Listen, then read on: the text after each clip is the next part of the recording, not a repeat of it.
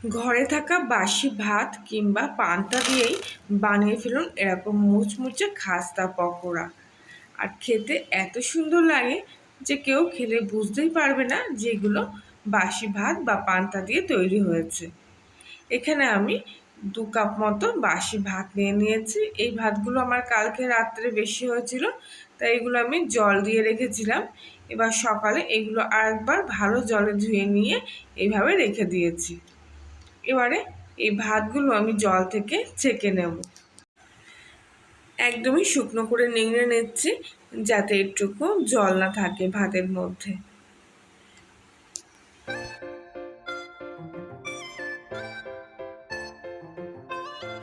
ভালো করে ছেঁকে নেওয়ার পর ভাতগুলো ভালো করে একটু মেখে নেব। আমি এখানে হাত দিয়েই মাখছি, মিক্সার গ্রাইন্ডারে দিচ্ছি না, কেননা পান্তা ভাত কিন্তু এমনি নরম থাকে, তাই একটু হাত দিয়ে কিন্তু এইভাবে একটু প্রেশার দিয়ে একটু মেখে নিলে কিন্তু একদমই ভাতগুলো গলে যাচ্ছে। এইভাবে ভাতগুলো আমি খুব ভালো করে মেখে ভাতের একটা মন্ডা তৈরি করে নেব। বাসি ভাত দিয়ে তো অনেকেই আপনারা ভাত ভাজা করে খান কিংবা পান্তা খেতে অনেকেই ভালোবাসেন, তবে এই বাসি ভাতের এই পকোড়া রেসিপিটি একবার এইভাবে বানিয়ে দেখুন।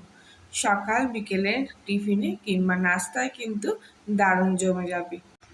ভাতের মন্ডার মধ্যে আমি এখানে সামান্য একটু সাদা লবণ আর দিয়ে দেবো বিট লবণ। বিট লবণে কিন্তু যে কোনো কিছুরই স্বাদটা বাড়িয়ে তোলে।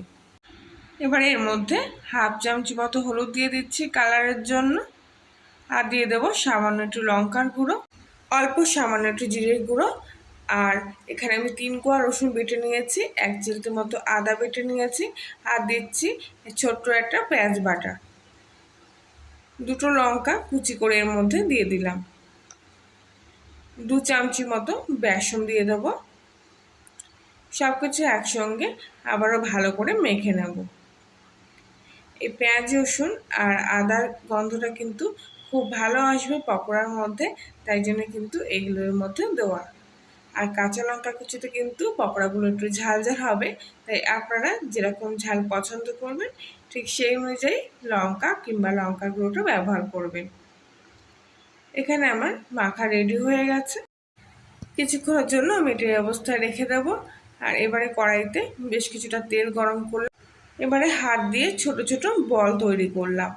এই বলগুলো তৈরি করার সময় কিন্তু অনেকটা নরম লাগবে, কিন্তু একদমই এরকম নরম অবস্থায় তেলের মধ্যে দিয়ে দেবেন, আর আস্তে আস্তে ভাজার পর কিন্তু বলগুলো শক্ত হতে থাকবে।